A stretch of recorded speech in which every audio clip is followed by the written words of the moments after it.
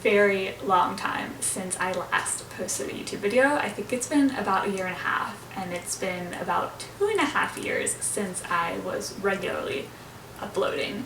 So if you are returning from those days, thank you so much for being here. And if you're new, thank you for clicking on this video and being here as well. It really does mean a lot. I never really meant to take a break. Life just kind of got the best of me. If you want a more in-depth update video, I'm happy to answer any questions. I finally felt like I was in a place where I was able to, and I want to bring YouTube back, so that's exactly what we're doing. Figured with the fresh start of the new year, it was just the perfect time. I feel like I've been seeing so much content last year and then especially this year about taking a more slow start to the new year, which I absolutely love. I really value living in alignment with the seasons, and really spring is that period of renewal. So I've kind of taken this in a little bit of a baby way. I used to always feel like that week between Christmas and New Year's was when I had to plan everything, and I had everything ready to go by January 1st.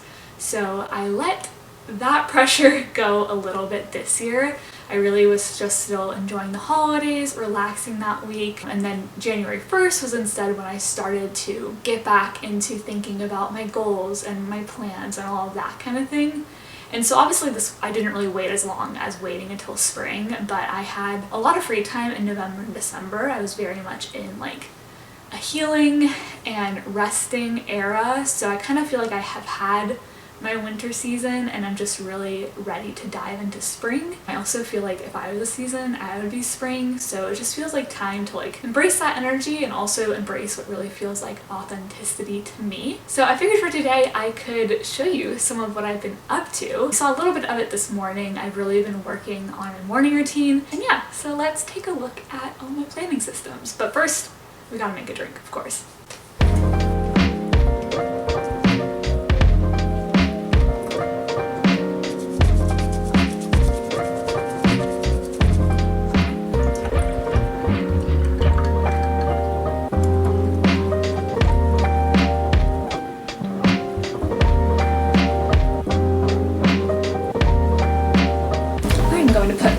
Glasses on because I have been trying to get better about wearing them when I'm on my computer, and I just think they're really cute. So we are going to talk all things planning and goal setting and all of that type of thing, which is my favorite thing to talk about, so hopefully you like it as well if you're watching this. Starting off with just my day-to-day planning systems, I use Google Calendar a good bit. I use that for anything scheduled, so work, appointments, that kind of thing. And then I also use it for when I'm going out of town, I'll put that in there as well. But I really try to keep it well organized and also very accurate and up to date, because I find that I go back and look through my Google Calendar, not all the time, but frequently enough when I'm working on resumes or things like that. So I feel like it's a very helpful record to kind of have of your life. But for really more so day-to-day planning and to-do list, I still use a paper agenda. I think I will always be a pen and paper kind of girl for this kind of thing. So this is the one I got this year. I thought it was absolutely adorable. I was actually debating between another strawberry one, but this one just felt so whimsical and cottagecore, and that's just the vibes I wanted for the year. So we had to channel that. And this agenda is from Orange Circle Studio, and I got it at TJ Maxx, which I actually had the exact same agenda last year, just with a different cover. And I liked it so much that I bought it again. And it was also super affordable. It was literally $8 or something. And I bet if you go now, they're probably all on clearance, so you could get a really good deal. But what I liked about this agenda last year is just how simple it is. It has simple monthly spreads and then simple weekly spreads, which is what I like. This is the month spread, literally so simple, but you have a good amount of writing space for every day. And then there's this nice column on the side for to-do lists. I put tasks and goals for the month there. And then the weekly spreads are also very similar. Just plain lines, so you can really customize this how you want. The only thing I don't like about this agenda is that the weekends are small. A lot of times I have more stuff on weekends, so that's a little bit annoying, but I've made it work. Since it's so simple, I feel like I can really customize it with some colors. So as you can see, I picked out highlighters that match the cover. Sometimes I'll also put in little doodles and stuff. I like to double space everything, which does take away a little bit of writing room, which is what I just complained about. I am aware of that, but it just makes everything look so much neater. So that's what I use again for like daily to-do lists, that kind of thing. And then I have been really getting into Notion.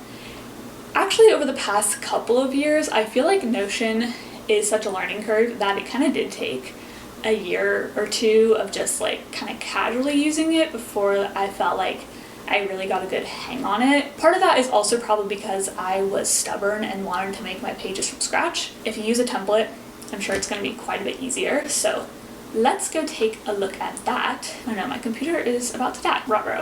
Oh my gosh, text. So many things. Okay, yeah, 8%. We should be okay. Now let me figure out how to record my screen. I can literally never remember how to do this. QuickTime Player, I think. Oh my gosh, File, new screen recording. Okay, I think I'm recording my screen. So we're in business. So actually, before we get into Notion, the first thing I should talk about is my vision board. So believe it or not, I have actually never made a vision board, not a digital one, not a paper one. This year I decided to, and I really like it. I had so much fun with this. I got all the pictures from Pinterest and then just used a Canva template. I definitely spent way too much time, like perfectly finding images and arranging them, but it was also really fun, so like, who cares? It just has lots of pretty images kind of related to some of the things I want to work on this year. Of course, we've got someone making content right in the middle. We've got farmers markets and picnics. I really want to start gardening, keep reading more, just lots of good stuff like that. And then something I really like that I did is I used a couple of my own photos. 3 in the bottom left are all mine, and I just thought that was nice, like as a reminder that, you know, even though it's a new year, I'm not like totally starting from scratch with trying to cultivate a better life. You know, I do already have those moments and things I really love, and now I just want to bring even more of that into my life. I kind of went with the word bloom as my word of the year. Again, as I talked about earlier, just really embracing that spring energy and just really trying to cultivate these projects and passions like my YouTube channel, and yeah, just be myself and bloom, which sounds kind of cheesy, but I love that kind of thing. So that is my vision board. Now let's go into my Notion. Let's go to home. So again, I've kind of built this over the past couple years, so I just updated a couple things. So this is my dashboard, and as you can see, I have 2 main pages, one for personal stuff and one for content. So let's go into my personal one. Again, we got cute little photos. I'm not going to go into all of these, but this one at the top, Dream and Design 2025, is what I want to talk about.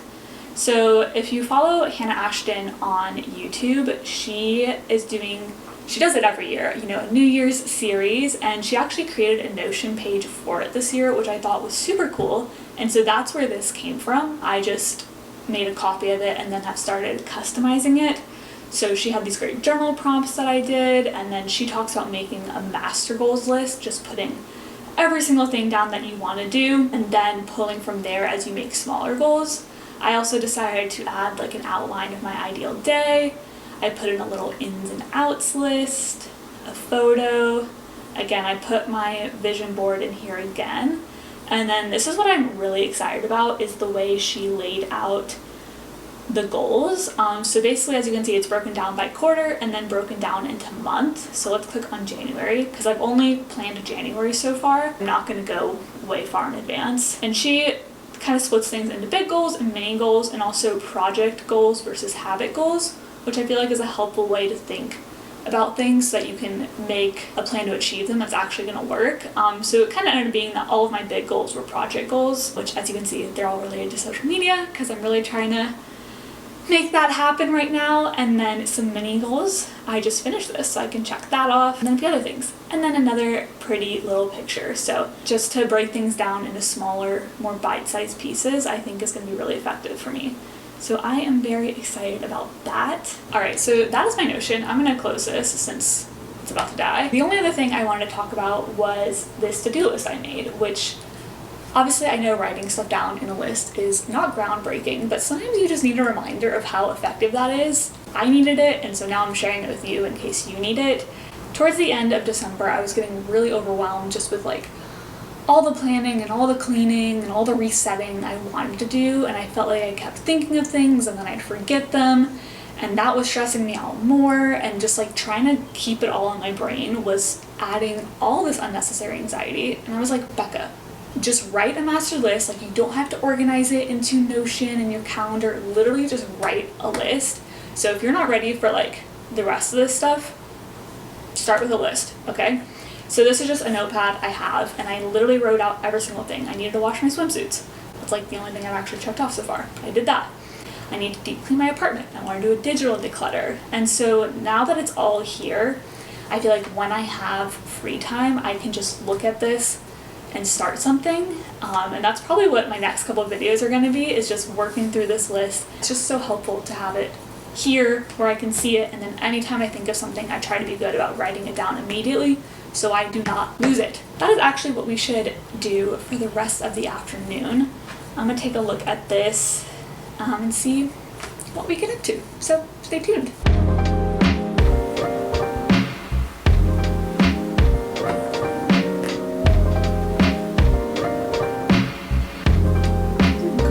Oh shit.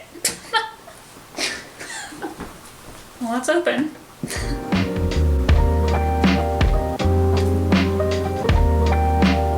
Yeah, who did this?